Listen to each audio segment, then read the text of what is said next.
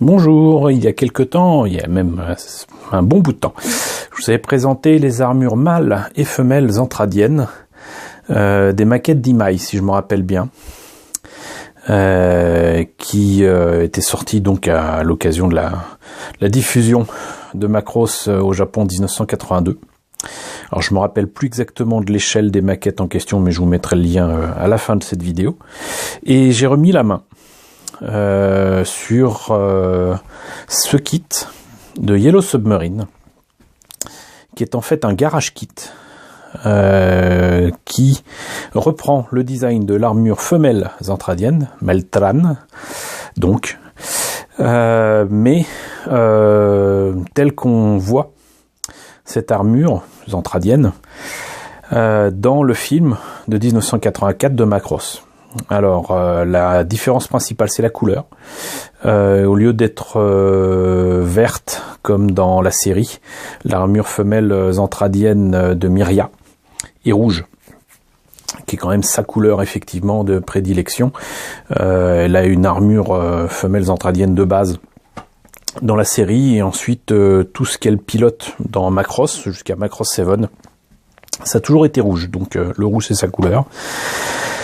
Et donc déjà, l'armure est en couleur rouge, mais aussi il y a d'autres petits menus détails ici et là. C'est surtout l'armure mâle zentradienne qui est changée dans le film. Mais là donc voilà. En plus de ça, c'est un kit au 144 qui est accompagné des figurines à l'échelle de Miria et de Max. Max Genius, Maximilian Genius, qui dans le film, contrairement à la série, alors dans la série, c'est Miria qui est micronisée parce qu'elle espère trouver l'ignoble micronien qui comment dirais-je, a réussi à la battre dans la série. Et dans le film, elle se fait battre aussi, mais contre toute attente, c'est pas Miria qui est micronisée, mais Max qui est gigantisé, on va dire. C'est d'ailleurs l'une des rares fois où on voit ça dans Macross avec un micronien. D'habitude, ce sont les zentradiens qui, bien volontiers, passent, j'allais dire, d'une échelle à une autre. Mais là, dans le film, c'est Max qui devient donc un pilote à taille zentradienne et qui va piloter une armure femelle zentradienne et participer au combat de la fin du film. Donc c'est ce que vous voyez là. Donc c'est assez amusant. Donc le kit lui-même, c'est un garage kit en résine de Yellow Submarine. Autant vous dire que c'est pas facile à trouver. À un moment, je cherchais assidûment ce genre de choses sur eBay, mais ça remonte à facilement 15 ans. Et j'en avais trouvé quelques-uns, et à chaque fois que je trouvais de bonnes affaires sur eBay, je me précipitais. Faut dire qu'à l'époque, il était possible de faire des affaires non pas avec les Japonais, mais avec d'autres pays, notamment les États-Unis, et les frais d'envoi depuis les États-Unis étaient beaucoup plus corrects que maintenant, et surtout à un moment avec surtout le départ de l'euro. L'euro est parti très très fort, et le rapport entre l'euro et le dollar faisait que c'était quand même à des prix plus que corrects en euros à acheter sur eBay. Donc je me suis pas gêné, et j'ai bien fait parce que maintenant c'est encore moins trouvable. Voilà. Alors maintenant qu'on a fait le tour du sujet, pour la boîte, mis à part que c'était à 9800 yens, ce qui fait donc dans les 80 euros. C'est pas le prix en tout cas que je l'ai payé, je me rappelle pas l'avoir payé à ce prix-là en tout cas. Donc, à part des jolis petits dessins, il n'y a pas grand chose à voir, comme souvent avec les boîtes de garage kit, mais c'est souvent comme ça. La marque Yellow Submarine a fait d'autres kits de Macross que je vous montrerai un de ces quatre, mais on va voir ce que ça donne à l'intérieur. Alors, je le répète, c'est un garage kit, donc c'est pas un kit plastique, et encore moins un kit avec des milliers, des dizaines de milliers, voire des millions d'exemplaires produits en plastique, comme ça peut être le cas par exemple avec du Bandai.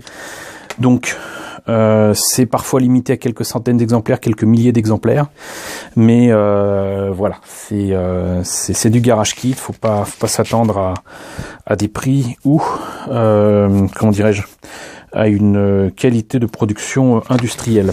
Pour autant, même si c'est un garage kit, la notice de montage pour une fois est recto verso. C'est du A4, hein, noir et blanc, mais c'est du recto verso, donc ça rappelle qu'effectivement il s'agit d'un kit en 144. Là, il y a les pièces en présence, il y en a beaucoup moins que je ne pensais, parce que en fait les membres sont faits d'un seul tonneau, ce qui est bien pratique. Nous avons par contre, et c'est amusant, non pas 2 figurines mais 3, c'est-à-dire qu'il y en a 2 debout comme sur la photo avec Myria et Max, et Myria dans la position du pilote. Qui est presque allongé dans l'armure, voilà. Et là, j'imagine qu'il y a les conseils de couleur pour, en tout cas, la figurine de Myria, et pour son armure. Étrangement, il n'y a strictement rien pour Max, à moins que ce soit pour eux juste la couleur rouge qui passe à bleu. Voilà ce que ça donne pour le montage. Ça a l'air surtout complexe autour du cockpit, qui est donc le buste de l'armure. Il y a l'air d'y avoir plein de tiges à mettre un peu partout, et de polycap qui sont certainement livrés avec, à placer. Et assez étonnamment, donc la pilote peut être placée à l'intérieur de l'armure. Et ça m'a l'air d'être assez sympathique, mais bon, d'habitude c'est pas trop articulé ces machins là. Donc c'est ce que je vous disais, voilà, vous avez ici des tiges en plastique, en métal, des polycaps pour les articulations. C'est livré avec, donc c'est visiblement des polycaps Kotobukiya, qui ont certainement un partenariat avec Yellow Submarine à ce moment-là, à moins que ce ne soit des entreprises liées. Je ne les ai pas enlevés des sachets, vous aurez compris pourquoi, parce que si le paquet s'ouvre ou quoi, je risque de perdre des pièces, j'ai pas envie. Donc vous voyez qu'il y a quand même beaucoup de petites pièces et de pièces fort bien moulées. C'est de la résine, hein. Donc pour ceux qui connaissent pas, la résine en fait elle est supposée se travailler, se nettoyer surtout.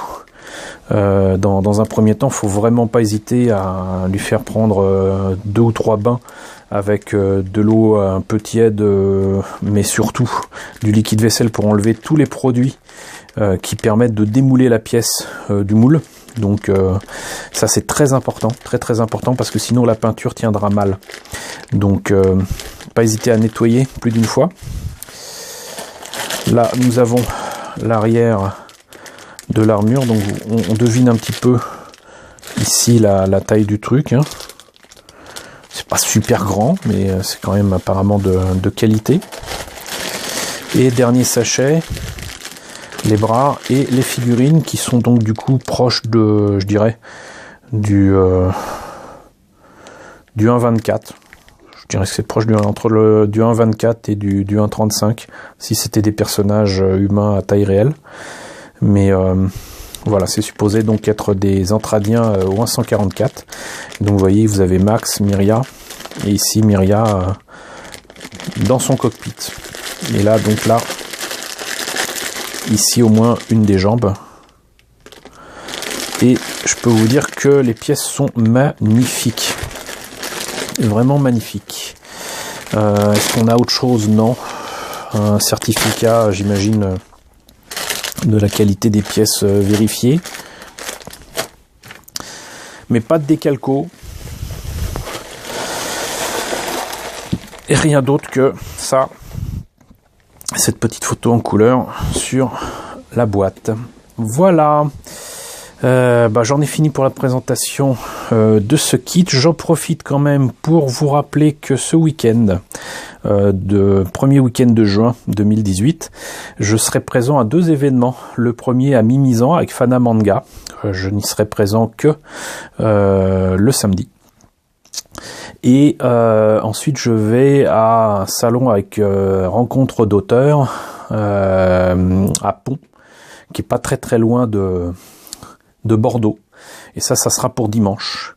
Dans les 2 cas, je serai présent avec mes maquettes, je serai présent avec le livre que j'ai coécrit avec Gerson de Bolu, Big Bang Anime, et je serai donc disponible pour vous rencontrer et vous pourrez voir certaines de mes maquettes directement. Je pense que je prendrai essentiellement des maquettes japonaises puisque je commence par Fana Manga et ensuite, bien évidemment, vous l'aurez compris, je ne repasse pas par chez moi et je file directement ensuite vers Bordeaux.